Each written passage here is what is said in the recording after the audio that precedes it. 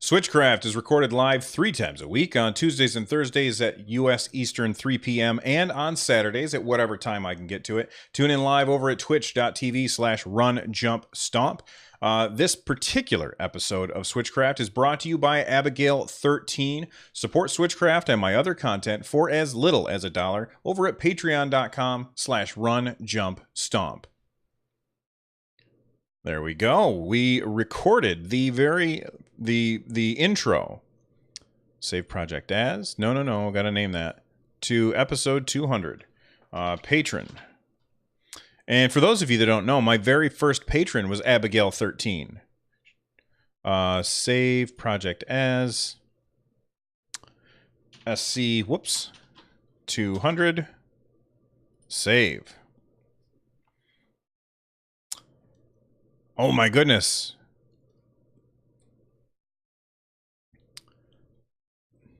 All right. Now, let's do the sponsor.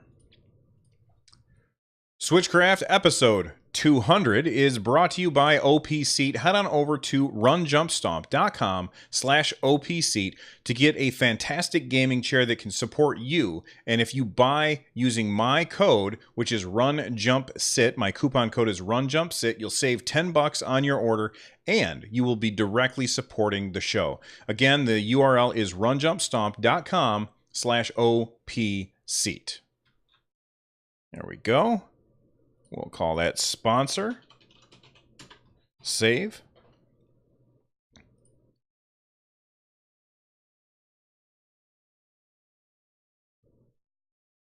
You know, I was thinking about this, Rez, and I was looking for somebody to host the other day, and I saw that Rez TV was streaming. Oh my goodness, we got bits from Captain Logan. Thank you so much, Captain Logan. I appreciate the 10 bits. Every bit counts, people. I noticed that Rez TV was streaming, but I didn't want to host it in case it wasn't you, because I don't know what other stuff happens on your channel, because I really don't have time to watch Twitch nearly as much as I used to. So I ended up not hosting. So what I would recommend is that whoever's hosting, you should also host yourself. So if you're Dasme on Twitch, you should host yourself, and then I could follow Dasme, and then if I saw that Dasme was hosting Twitch Rez TV, then I would know, oh, okay, that's Lloyd. I'll host him. Marquito with the 500 bits. Oh my goodness, you guys are fantastic. I really appreciate it. Hats off to you, my friend. Thank you, Marquito. All right. Let's go ahead and record the next segment. All right, before we go any further, I want to make sure that I mention that we are coming up with no, let's start that over. We are already here.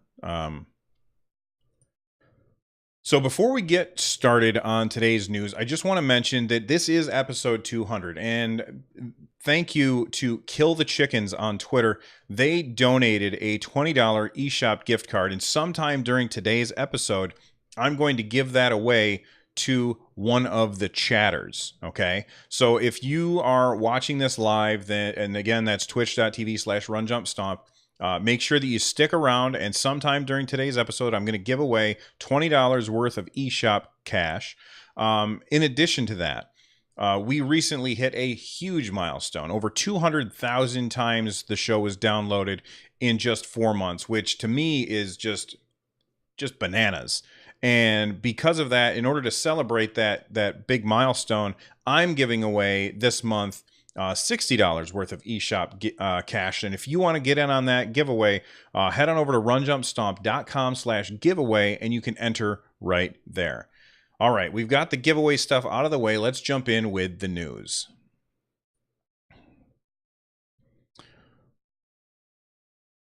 That is a weird emote. What is that? Is that a phone? See, I use the dark background, so it's almost impossible to tell.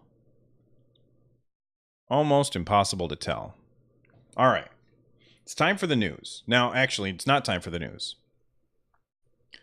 All right, before we get in with the actual news, I have something that just arrived on my doorstep. I haven't even had a chance to open this box. So I've got this box right here from Amazon.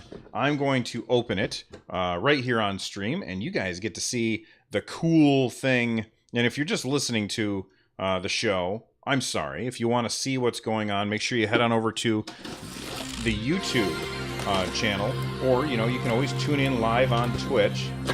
And this is something that I ordered, I don't even know how long ago. It's been a really long time, and I didn't plan this. I didn't know when this was going to come. It just happened to come on episode 200, but it is this book, The Legend of Zelda Encyclopedia, right here. Look at this thing. Holy crackers. That thing is really cool. It's blue with gold trim to it. Let me open it up, and I can show it off, and you guys can... I put away my knife, and I can't see... There we go. So we got the plastic off of it. I'm describing this as if it's a radio drama. Like, I should have, like, somebody doing Foley work over on the side so that we can see what it's like. So here it is right here. Man, that looks cool. You can even see my reflection in it. Hello. And let's open it up to a random page. Man, this is cool. Look, it's got like a database in here of all of the different items that you can find in the game. Oh, I love the artwork in here. This is really, really neat. It's got monsters and demons section. We've got the plot to each Zelda. I am going to have a lot of fun going through this. And it's also going to look pretty damn rad right back there, next to my brand new Super Nintendo. I don't know if you guys can see it or not, but I have a Super Nintendo right there. I just picked it up the other day. Right, oh, it's getting covered up by somebody's cheer. Bravd cheered 1,000. Oh my God, Bravd. Bravd is one of my best friends in the world, and he's throwing bits at me. Thank you so much, man. I really appreciate it. I really do. Thank you so much. So anyway, this is really cool, and I just wanted to show it off. If you haven't picked this up, it's $40 on Amazon. I think I got it at like pre-order price or something. But man, what a beautiful book. And I really love stuff like this. So I'm going to be looking at this, and my son's going to be looking at this a bunch. Yes, this is the new Zelda book. It just came today because I didn't, like, I ordered it. I forgot that I ordered it so long ago. So it's finally here, and I'm excited to look through it. There we go. Bravd, thank you so much for the 1,000 bits, man. So this is the other installment alongside Hyrule Historia. I never did pick up Hyrule Historia. Excuse me. And I'm sad about that. I am sad about that. All right. Okay, it seems like we've delayed the news enough. Let's talk about what's going on in the world of Nintendo today. Dengeki Online has spoken to the producer of Octopath Traveler and Masashi Takahashi. Sorry, dude. And they were discussing DLC for Octopath Traveler. Now, for those of you that don't know, Octopath Traveler is from Square Enix. It is this really unique art style, like a fantastically unique art style that it kind of like blends 2 dimensions and 3 dimensions and has really cool lighting. And it comes out this summer, and right now there's the prologue, which you can play on the Nintendo Switch, and make sure that you download that and check it out if you haven't already. Just to be upfront, this is not a game that is for children. It is definitely a game for grown-ups. But Japanese Nintendo was talking, or Dengeki Online was talking to the producer of Octopath Traveler, and they said, here's what they said. This is pretty surprising. The product version is the finished product. We should not expect any DLC for Octopath Traveler. So what we get when that game comes out, that's it. That's all you're getting. Not that that's a bad thing. Not that you're only getting that. It's that they are shipping a complete product and they are done. And I think that that's kind of cool to let us know that ahead of time so people aren't constantly pestering them, asking what's going on. And we'll talk more about that in a little bit as well. Actually, you know what? I'll talk about it now.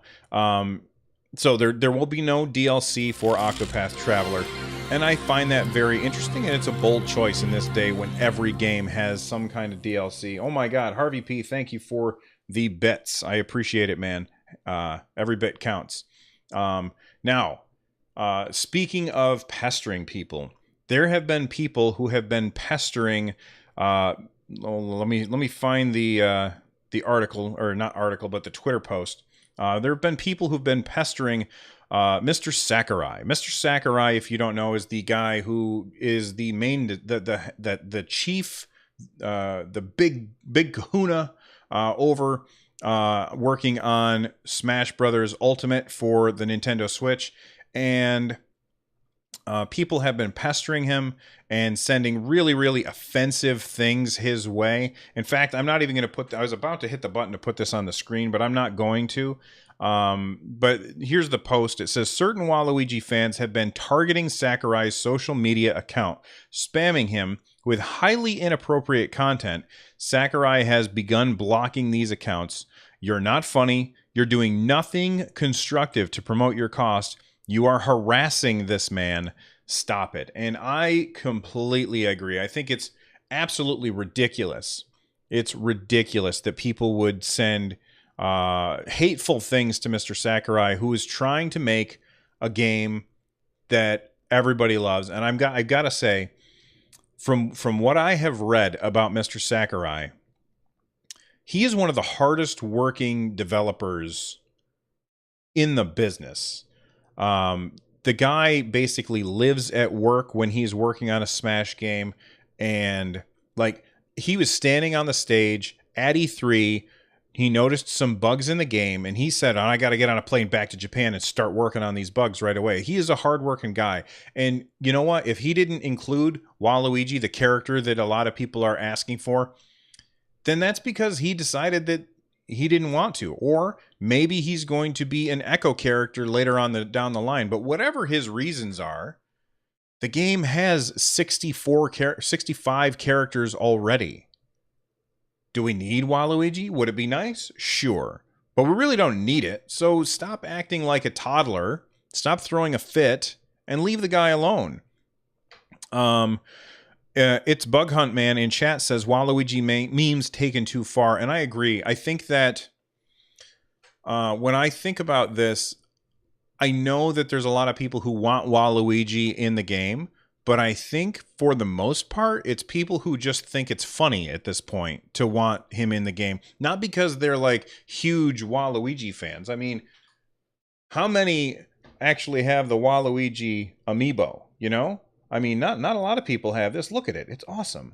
I like Waluigi. I think he's fun. I think he's funny. I think his character design is ridiculous, over the top, and just great. But if they don't want to put him in the game, then that's perfectly fine. That makes one more thing to balance around. Just because they haven't mentioned him doesn't mean he's not going to be in the game, although I think he probably won't. So anyway, there's that. Another thing about leaving developers alone is the developer for Dragon Quest XI, which is... a lot of people keep asking the developer, are you bringing this to the Switch? Are you bringing this to the Switch? And I could be wrong about this, but I think they've already said, yes, we are, and we'll bring it there as soon as we can. But they want us to stop asking about that. And, you know, I kind of really quick, without really thinking about it, said, well, the best way to get people to stop asking a question is to answer it. Not realizing that they had already answered that. So that was something that I said on Twitter. But anyway, I think that we live in a world where people are incredibly entitled. And when a developer doesn't give you exactly the thing that you want at exactly the time that you want, you throw a fit about it. And I just wish that people would stop doing that, because it represents the players of video games in such a negative light. and it makes us all look like idiots. And I can't stand it when, the mainstream media, they look at that kind of behavior and they attribute that to everybody in that industry. So I just wish people would stop doing that stuff. Vaxxer says people should just chill. It's just a game. Lego Lawyer says Waluigi is rude, and some of his fans are. I bet Professor Layton fans would have been much more polite. So I think it's safe to say that Lego Lawyer in chat would really, really like to see Professor Layton in Smash Brothers game. I think that we're going to see Simon Belmont. There's a lot of rumors that were floating around before E3 that mentioned all of the characters that were coming back, and they also mentioned Simon Belmont. So I think that we're going to be getting Simon Belmont down the line. And if you don't know who that is the dude with the whip from the first Castlevania game. Bravd has a really good point. He says, when public outcry got the ending of Mass Effect 3 changed, a real corner was turned. And I agree. The developers had a vision, and I never finished that game, but they had a vision for that game. They executed that vision. People didn't like what they did, and so they cried until they got patched to change it. And that's just dumb. I hate that. I hate that so much.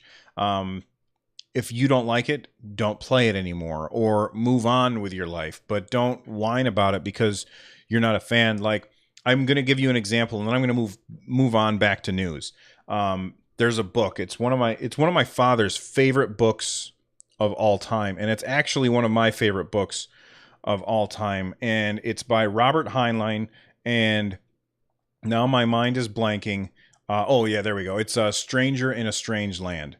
And don't worry, I won't spoil the book, even though it's from the 60s or 70s.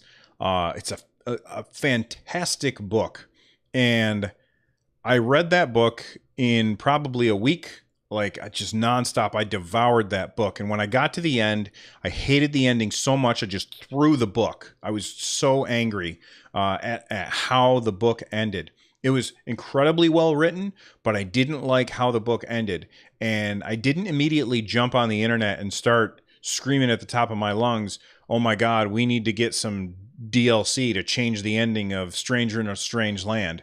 Because that's not what you do. You just accept it and move on and find something else to do. There we go. The more you know.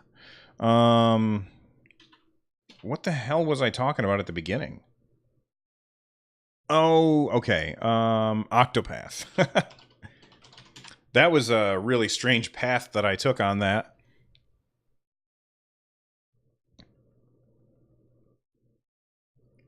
Yeah, I agree, Marquito.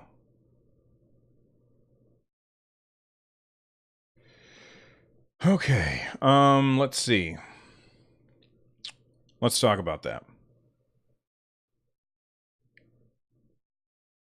Let's talk about that. Man, thank you guys. I'm going to have to wear this hat for the rest of the episode because you guys just keep throwing bits. I appreciate it, guys. I really do.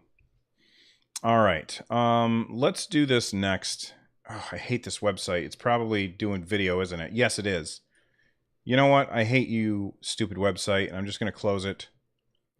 So this is an IGN story, but the website just started doing all kinds of stuff, and I'm not going to go there. So let's go ahead and talk about this.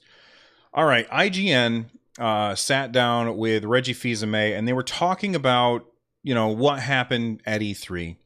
And they asked him, what's going on with the 3DS? And Reggie replied, he said, we're going to continue focusing on the 3DS.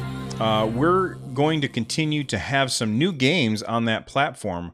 We're going to announce them, and we will over the next couple of months, but it's going to continue to be a vibrant piece of our overall business, certainly here in the Americas. All right. So when he mentions this, first off, I'm sure that we're going to see more and more 3DSs as they keep giving us new skins because people keep rebuying them over and over. We keep rebuying 3DSs, and it's really good business for Nintendo. And the key here is that they said we're going to announce them over the next couple of months. That means he's talking about unannounced games at for the 3DS. Now, why didn't they mention them at E3? And I think that when you look at it, if they had mentioned them at E3, these 3DS games, I think that a lot of people would have grabbed onto that and focused on that way too much and talked about Nintendo in a negative light due to them continuing to support a platform that is, I think, 7 years old now. Now, I have been one of the people who have said for a long time, Nintendo, drop the 3DS like it's hot. Stop developing for it. Stop wasting your resources on it. Move on to the Switch. Go in full on the Switch, and everything's going to be great. But they're not listening to me. And maybe it's for the better. Maybe I was wrong about that. I don't know. If Nintendo said at their financial thing back in March of this year, their fiscal year 2017 recap, they said that the Nintendo 3DS did better in fiscal year 2017 than it did in fiscal year 2016. And that is just crazy to me. So maybe there is a very good reason for them to continue pushing the 3DS as a platform. If for no other reason than the fact that it is a very inexpensive piece of hardware. You can get one like I think you can get a 2DS, like the Wedge version of that, for like $70. And I think you can even get that for like $80, and it comes with Mario Kart 7. So that's a really easy, like, that's almost impulse buy territory for some families. And right now the Switch is $300, and people aren't going to want to buy, well, 2, 3, 4 Nintendo Switches for their family. So I understand why Nintendo is continuing with the 3DS. Mr. Kimishima actually said during that investors meeting, if I'm remembering correctly, he said, we will continue supporting the 3DS until the Nintendo Switch becomes a one person per system. Whereas, the family isn't sharing the Nintendo Switch. That means Jimmy has one, Sally has one, Mom has one, and Dad has one. And I can totally see why they would do that. I understand why they didn't mention anything at E3. And we also have to remember that Nintendo is not the kind of company like all of the other gaming companies. They don't wait to, how do I want to say this? They don't wait until E3 and unload everything that they have to talk about at once. They kind of give us little updates all year long with their Nintendo Directs. And I think this is one thing that a lot of other companies could learn from by doing that, is they don't have to have, like, Nintendo doesn't have to have an A+ E3 every year. They can settle for a C or a B- E3 every year. And because it's lifted up by all of the other little or smaller announcements that they make throughout the year. I think that, who was it that said this? It was somebody who was on Nintendo Voice Chat, Brian Altano, I think. He said Nintendo doesn't have to hit a home run at E3 because they hit singles and doubles all year long. Now, if you are a baseball fan, then you know exactly what that is. And if you're not a baseball fan, then I just refer you back to what I said a second ago about the A's and the B's and the C's. Anyway, Reggie was also asked about Mario Kart Tour. Now, if you don't know what Mario Kart Tour is, it is a game that is coming out for iOS and Android.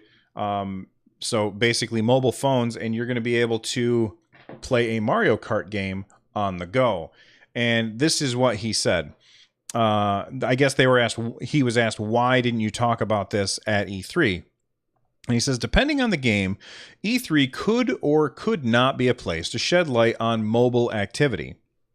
In the case of Mario Kart Tour, we made the decision that there's going to be another opportunity to shed more light on that app, especially shedding light when it's closer to its launch. We continue to be on track to launch in this current fiscal year for Nintendo. Now, my guess for that is that they're probably going to be launching it at Apple's fall event. Apple just had WWDC, where they unveil the new operating system. And I remember Super Mario Run was unveiled, not at WWDC, but I think it was at an Apple fall event. So Tim Cook's out on stage, and then in a massive surprise to everyone, and I mean everyone, no one saw this coming. Mr. Miyamoto walks out on stage and shows off Super Mario Run.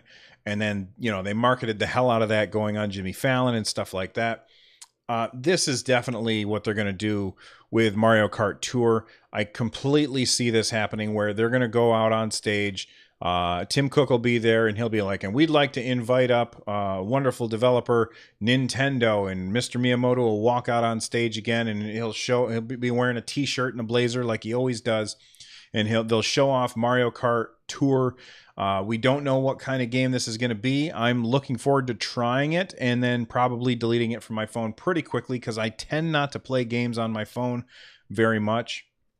What I will say is, even though I'm somebody who doesn't play games on my phone very much, I played a lot of Super Mario Run on my phone, and it just goes to show you that Nintendo, they kind of have that magic. They nail it, and it keeps me engaged. Love My Ness says, I just can't get into playing games on my phone, but excited for those who do. Hopefully it will be a great game. And I think that that's a really good exactly thing. That's a really good point. Hopefully it'll be a really great game. So even if it's not something for me, not every game has to be for me. They can make lots of games that are not for me, and I'm totally fine with that, as long as it's for somebody. You know what I mean? An exactly thing. Good God. What am I doing? All right, we're done with that. Reggie. Save. I'm in England, though, Bill, and we don't use the letter system anymore. New analogy, please. I'm a teacher. I don't use the letter system. I use out of 100%. Mango Tree has a single switch home, but it's because he's single. Nice.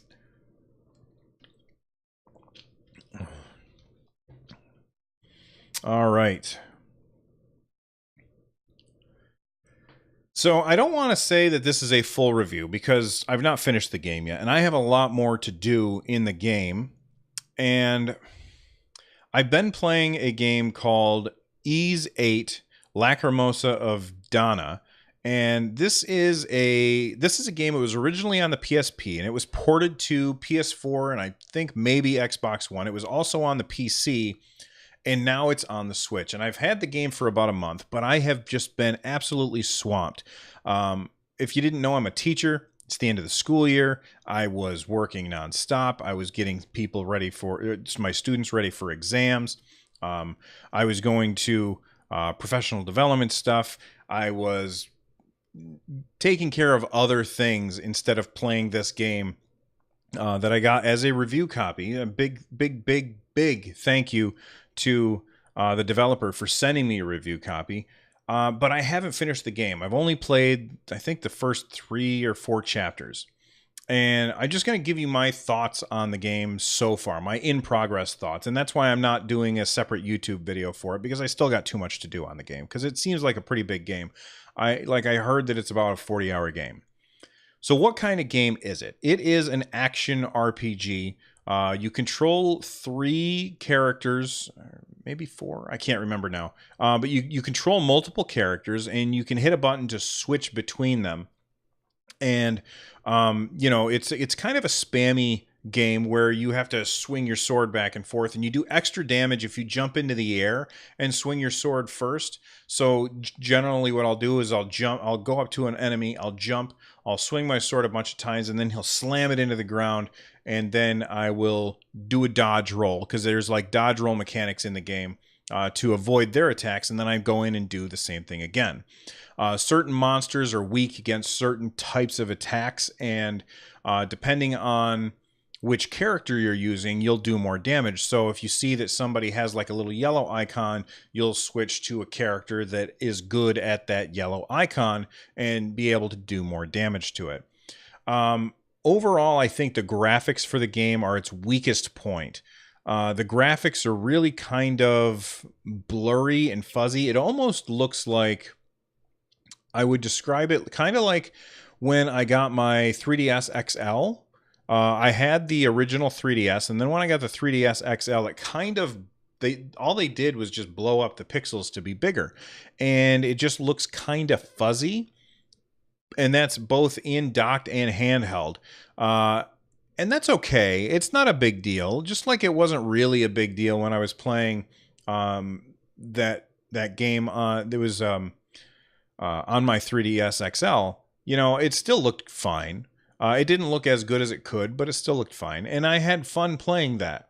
And this is kind of the same thing. It just looks like it was blown up. I mean, think about it. The PSP is a smaller screen than the Switch, and maybe they just blew it up to be instead of going a higher resolution, they just stretched out the picture, and it's definitely noticeable, and it detracts from the game, but not enough that I really care about it. The voice acting is fine, although it's the voice acting is kind of par for the course for most JRPGs. English voice acting in JRPGs usually is pretty bad, or at least not something I really care about. This is kind of par for the course. The one thing that bothers me the most about the game is the cutscenes. The cutscenes are really, really long. They're needlessly long. Like, the characters will be having a conversation, and like, even though it's text sometimes, like, it's the conversations that's not important enough that they voiced it, it'll just be text. Like, you still have to wait through, like, the character will pause a sec before they put the text on the screen, and I'm just like, I just want to get to the next thing so I can go play the fun combat some more. In the game, you are in a shipwreck, you're on an island, and you are searching for the rest of the people who are in the shipwreck with you. And overall, I think it's a fun game. If you like traditional JRPGs with action combat, then I think that you're going to like this. It very much reminds me, not in the combat way, but it feels a lot like Xenoblade Chronicles 2, but the combat is completely different. So for the most part, I would say if you like that kind of game, make sure that you check out Ys 8, Lacrimosa of Dana. But I'm still playing it, and maybe I'll be able to collect my full thoughts at a later date. Speaking of a review in progress, a community member, Kodiak Moonwolf, he is an editor on runjumpstomp.com. And he posted his first story on the not on the show, but on the oh my goodness, we got a subscriber, Kill the Chickens, 4 months resub. Thank you very much, Kill the Chickens. And Kill the Chickens is the one that gave us the $20 giveaway, which we'll do soon.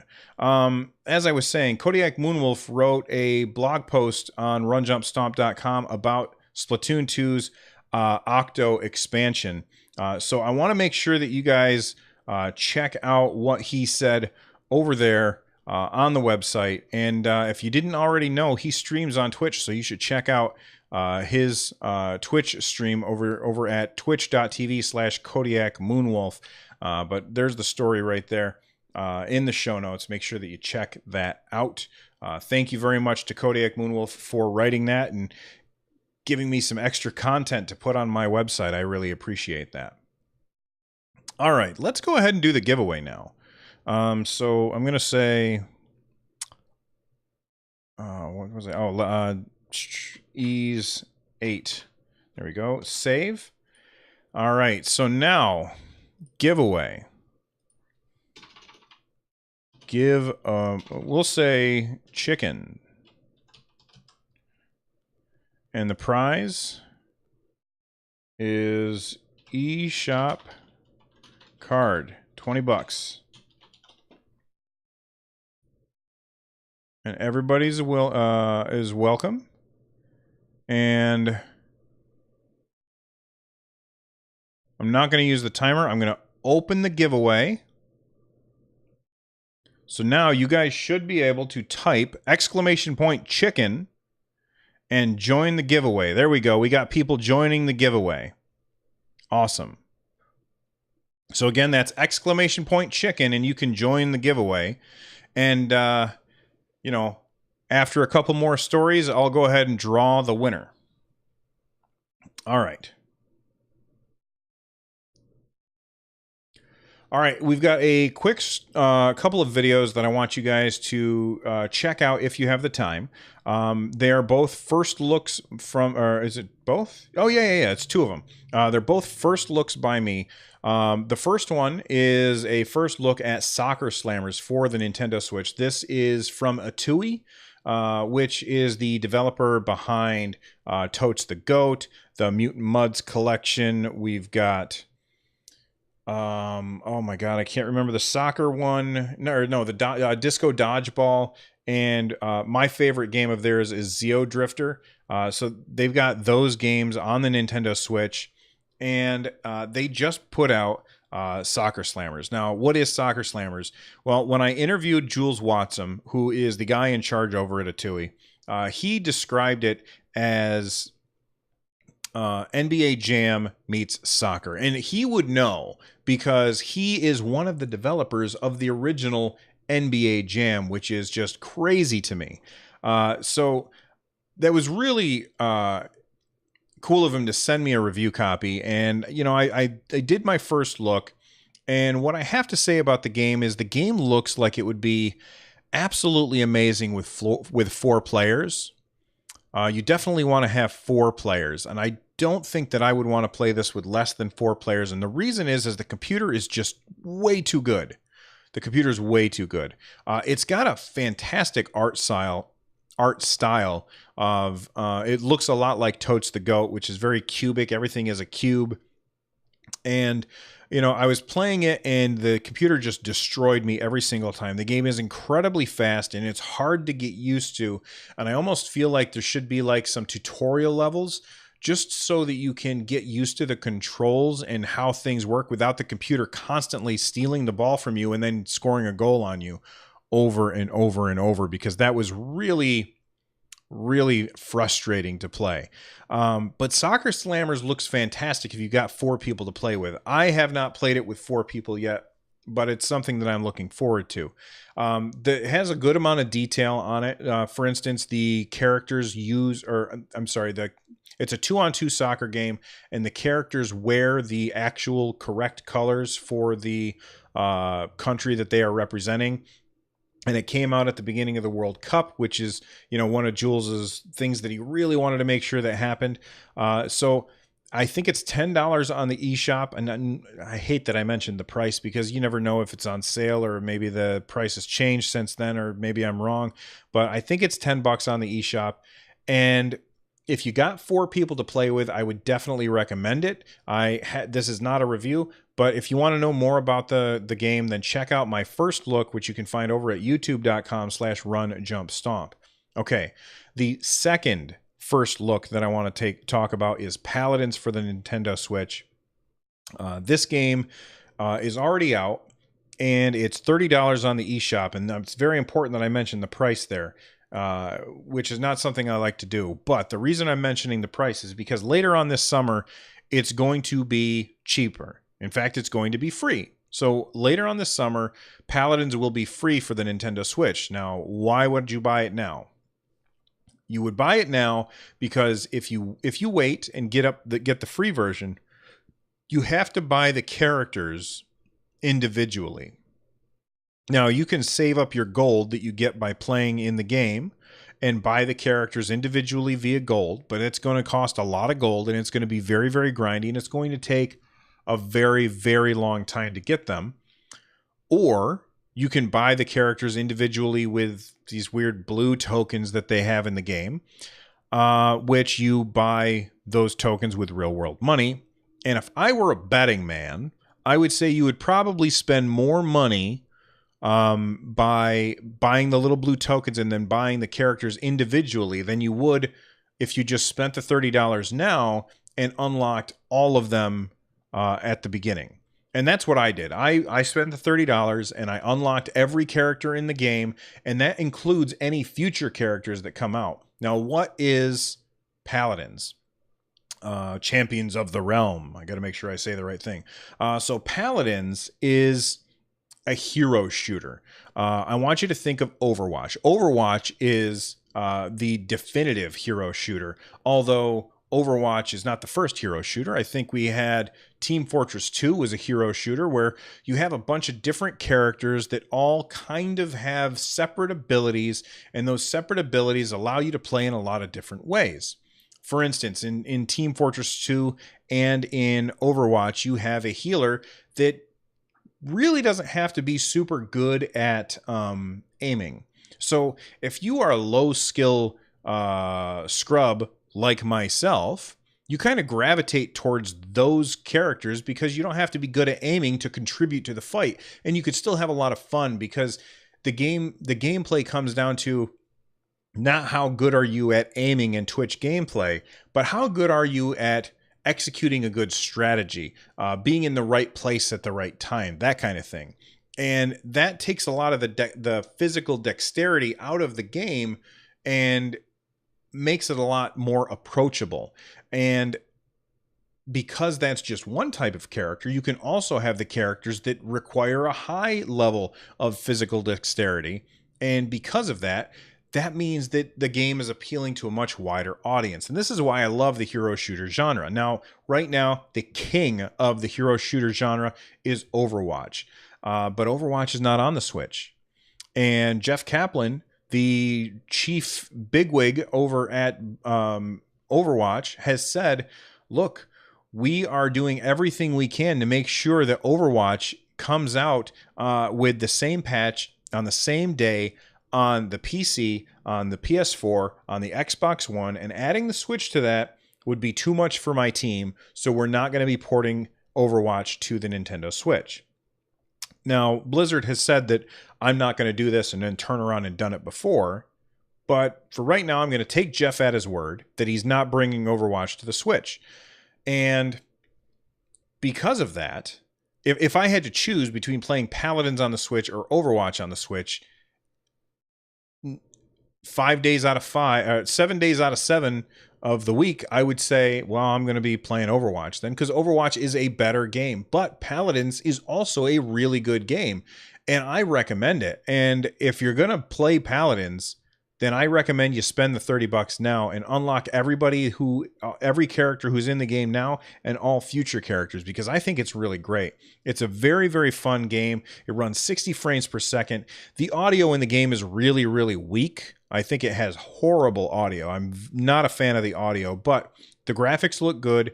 It runs at 60 frames per second in both docked and undocked mode, and I've had a lot of fun playing it. Let's see, where are we here? Are we having frame issues? I think, oh boy, I'm dropping frames, it says. Sorry, guys. But anyway, I'll edit that part out of the, no, I won't. I'll just leave it in. Anyway, Paladins, if you want to know more about the game, make sure that you head on over to youtube.com/runjumpstomp and watch my Paladins first look over there on the YouTubes. Stop dropping frames, people.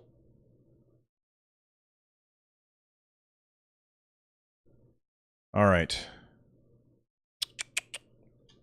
First look.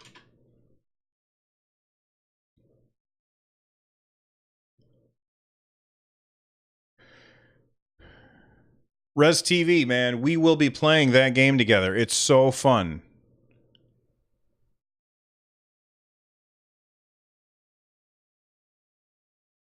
I like jet ski. If I'm not 100% sure, I'll like Paladins. Would it be better to wait and try the free than the Founders Pack?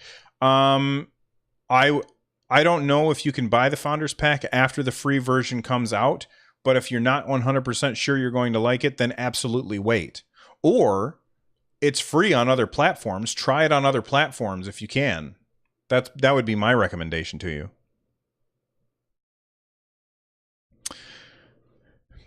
Yeah, there's no motion aiming, and I'm still having a lot of fun with it. I do wish that they had motion aiming, and I read a rumor that they are working on motion aiming for the Switch.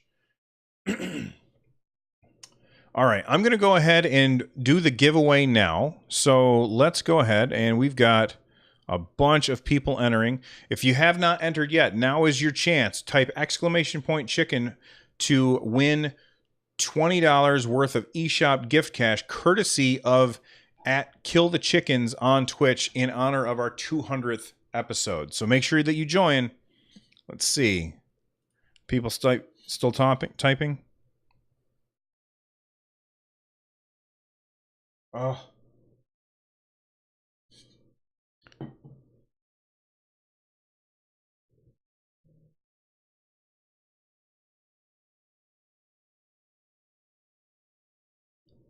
I'll be right back.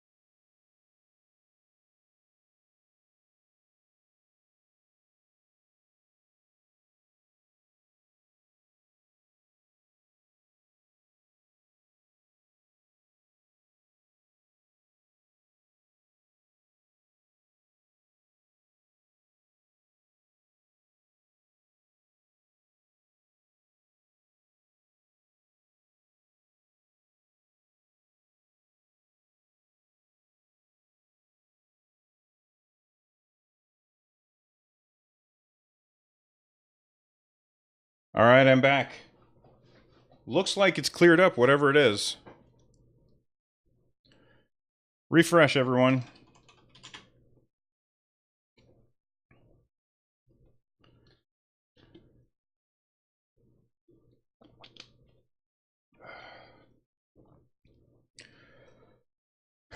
I changed scenes and it fixed it? That's weird.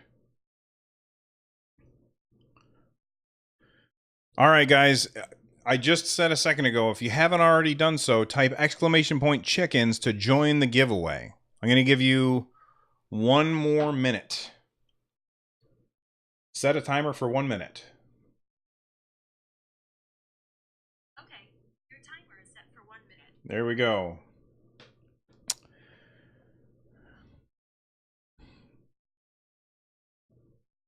All right, I'm not sure what happened. I went down and asked everybody, are you on the internet? And my daughter said she was just using Snapchat, and my son was playing Paladins. Not chickens, chicken. Wait, is it chicken or chickens? Damn it, now I don't even know. Chicken, just single chicken. A single chicken.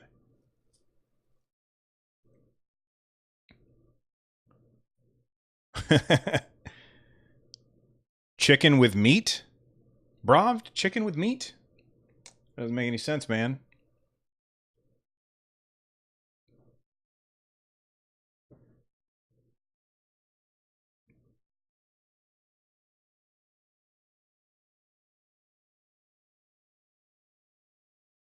Where'd my timer go?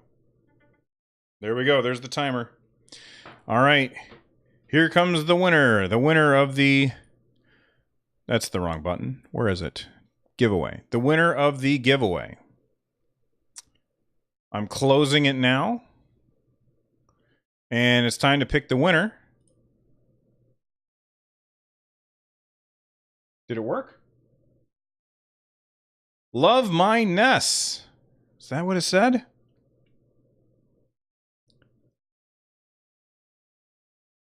Love My Ness. Make sure that you speak up in chat, sir.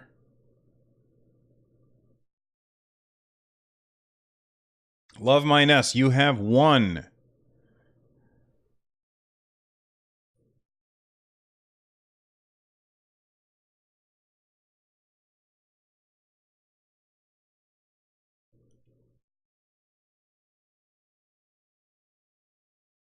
They were leaving and said to take out. Hey, Run Jump Stomp, gotta head back to work so you can take my name out of the running. Thank you all so much. Love this group. Oh, man. All right. Well, here's what I'm gonna do. I'm gonna wait a minute, and we'll make sure that they don't speak up.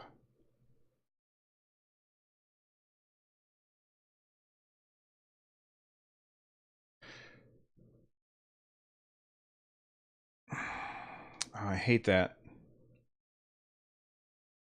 I almost feel like we should just give it to them anyway. They're a regular member of the community. You know what I mean?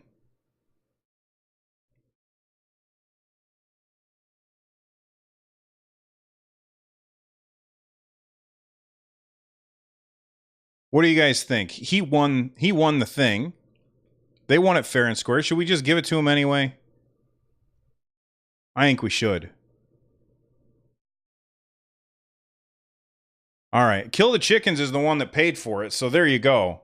Yeah, there you go. Awesome. And so Love My Ness is here all the time. I'll make sure that they get it. Awesome. Thank you guys for being cool about that. You guys are awesome. All right.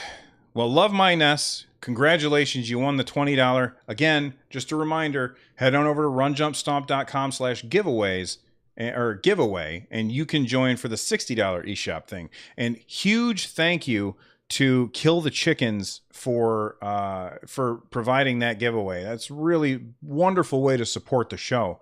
I would love to be able to do these giveaways more often, but it's just, I can't afford to do that kind of thing. So big thank you. And thank you to chat for being awesome about the fact that the winner had to go somewhere. All right, let's move on. And I just realized I didn't record that. I mean, I recorded the video, but I didn't record the audio.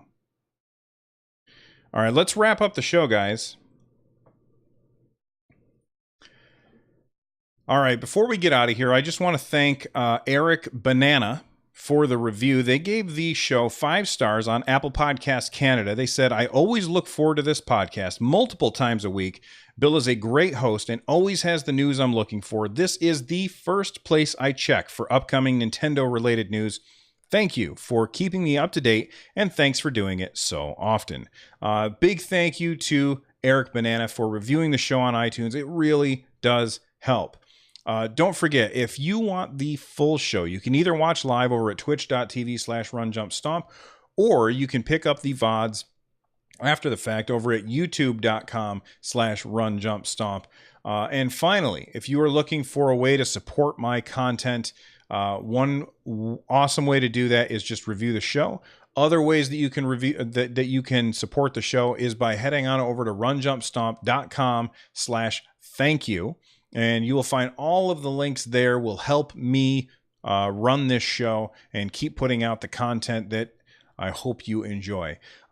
That's it for episode 200 of Nintendo Switchcraft, and I'm not stopping anytime soon. I'm going to keep doing this because I have been having so much fun talking to you guys and having an absolute blast.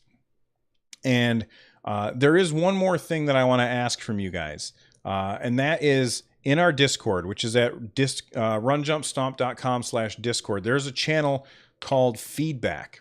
And in that channel, if there's something you dislike about the show, if there's something you like about the show, if there's something you want added to the show, then make sure that you let me know right there, because it would be a fantastic thing to hear from you guys over there in the Discord. And I am looking for old video game commercial audio. So if you see some cool old video game commercial on YouTube, just drop the link in that feedback channel and I will grab segments of the audio, because if you're listening to the audio version of the podcast, you know that I put little tiny clips of old commercials in between my segments. Anyway, I would really appreciate that. And if you did not know, Tom Winter and Noteblock are the fantastic musicians that have put their stuff on the audio version of the podcast.